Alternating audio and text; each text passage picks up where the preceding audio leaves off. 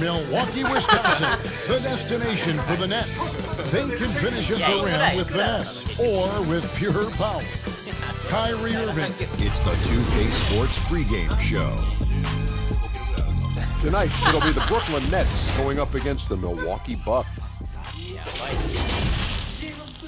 近くのスーパーみたいなところまで来て気づいて25キロ戻るっていう。 And we've been waiting for this day for a long time. It's opening day in the NBA. Thanks everyone for joining us here in the start of a new season. With Doris Berg, Greg Anthony, and David Aldridge, Kevin Harlan.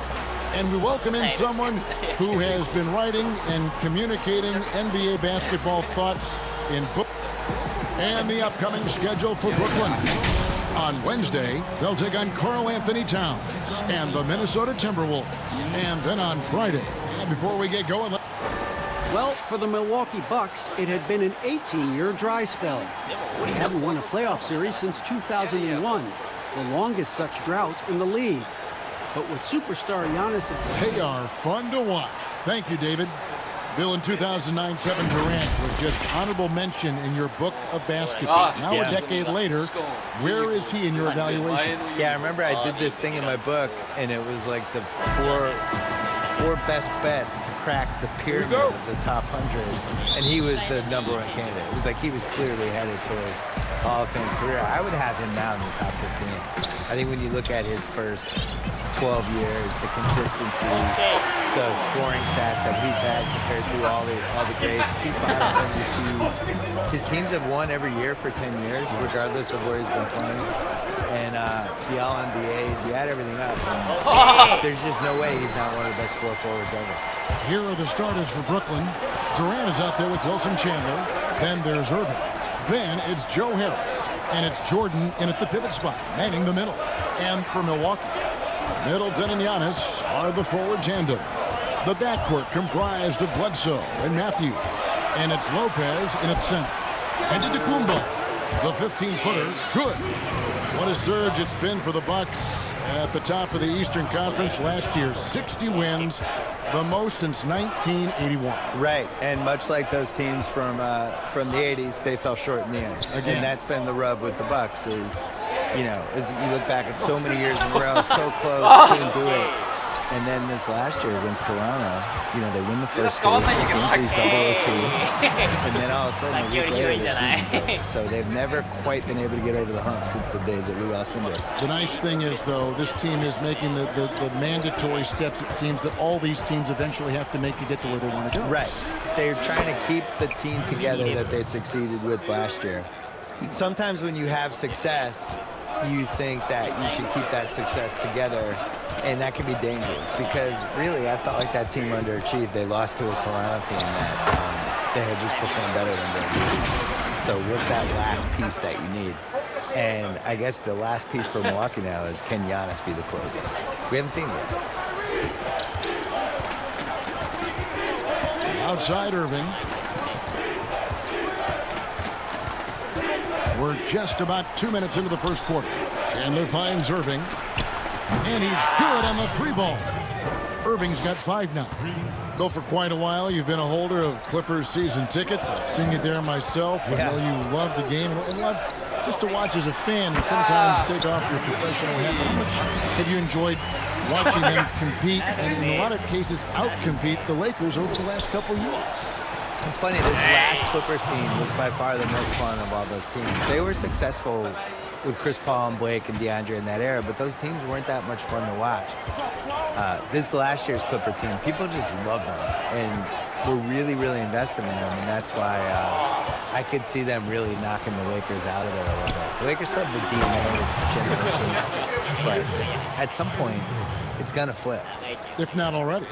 The people haven't decided yet that they're Laker fans. You got to get like the 8-year-olds. Yes. That's who you have to get, and then they grow up and they become Clipper fans. So maybe that's happening.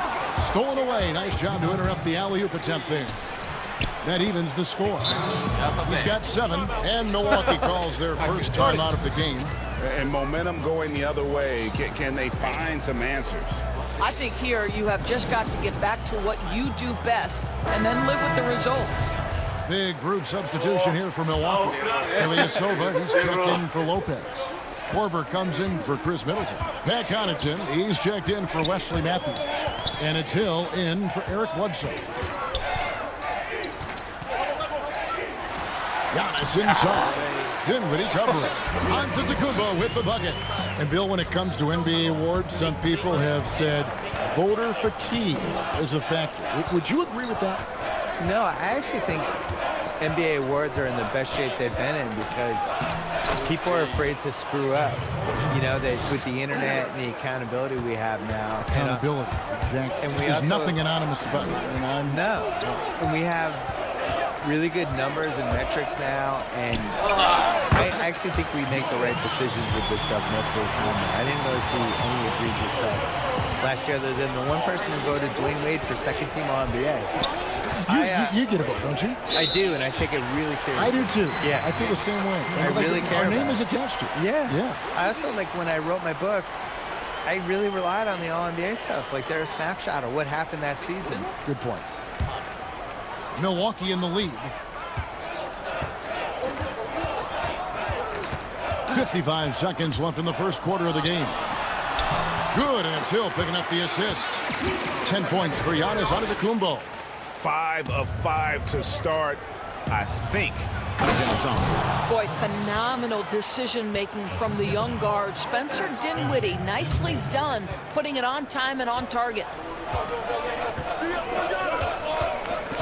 Antetokounmpo against Prince. To the middle. Here's Korver. And he banks in the layup. And they've done well at taking advantage of some late defensive rotations and getting the ball in the paint. Here's Allen, and it's Allen slamming it down. Jared Allen has length and athleticism, and that's an easy opportunity. Wow. 8-second difference between the shot clock and the game clock. Pass to Connaughton. Three-pointer. And again, Milwaukee with the triple. And this game already taking shape as an offensive battle. Well, the fans love it. Coaches may not like the lack of defense, but boy, the rules promote scoring, no doubt. Marvelous lead pass, and he throws it down. In tight windows, you have got to be confident and on point. Spencer Dinwiddie, really good job in the pick and roll. Outside Hill. The kick out to Ilyasova. Oh, just down the buzzer beater. Big time shot to beat the buzzer there. My goodness. Well, that's the perfect end to the quarter for them. You have no idea how much of an effect those buzzer beaters can have on a team's momentum. At one time a poor free throw shooter, DeAndre Jordan has really improved this part of his game. And I've never tried this game like that. I think I'm going to try to shoot it regular for a while. You know, he's made some progress with his method, though. Yeah, him, Drummond, Capella, a lot of the guys who were getting the hack-a-shack treatment have made great strides. And thanks again for tuning in. If you're just joining us, we've played through one quarter of action so far. And for the Bucks guys, what jumps out to you, stats-wise? They just came into this game with the mindset of sharing the basketball. When you keep everyone involved at the offensive end, it keeps everyone engaged in other areas as well. Antetokounmpo out there with Kyle Korver. Then it's Ilyasova, then it's George Hill, and it's Connaughton in at the two. So that's who Milwaukee starts the second with. Seen a handful of players land the Supermax contract bill, by and large. How do you see those deals working? It's tough. Nobody's really been happy with it yet. You know, it's so much money, and it's such a big part of somebody's salary cap, and you're just kind of handicapped with it. And we've seen John Wall is the worst-case scenario, but the situation Charlotte was in with Kemba Walker, where he makes the All-NBA team, and now his Supermax is $240 million instead of $180. Like, that's crazy. And in a salary cap league, to pay $50 million a year for somebody is just nuts. It compromises the ceiling of the team. So the Bucks are going to be in this position with Giannis, where he's... That's a beautiful jam. How about the quick jump from Kevin Durant? He was impressive on that one. Dinwiddie against Hill.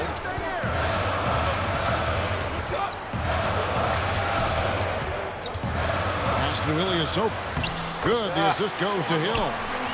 Hill's got 3 assists tonight. And from everything we're hearing, Bill, the draft's one and done aspect may be coming to an end. Like it?